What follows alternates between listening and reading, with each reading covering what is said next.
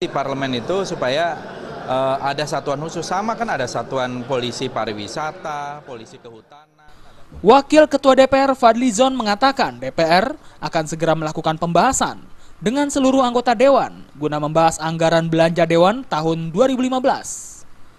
Menurut politisi Partai Gerindra ini, nantinya dalam rapat tersebut, DPR akan mendengarkan masukan dari berbagai pihak terkait sejumlah pos anggaran yang dianggap menghabiskan uang negara.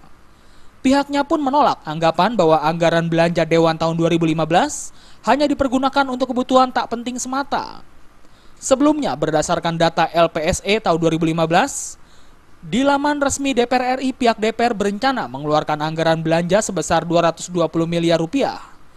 Menariknya, dalam anggaran tersebut terdapat pos anggaran yang dinilai fantastis dan tak masuk akal, seperti anggaran pengharum ruangan sebesar 2,3 miliar rupiah, perawatan dan makan rusa di DPR sebanyak 650 juta rupiah, hingga perawatan rumah dinas DPR di Kalibata sebesar 32 miliar rupiah.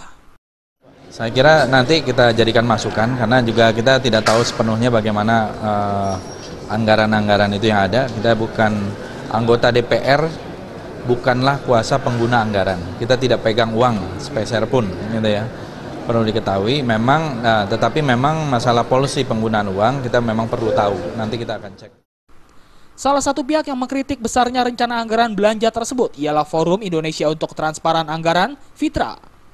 Fitra mencontohkan besaran anggaran untuk pengharum ruangan DPR sebesar 2,3 miliar terlalu besar dan rawan terjadinya korupsi.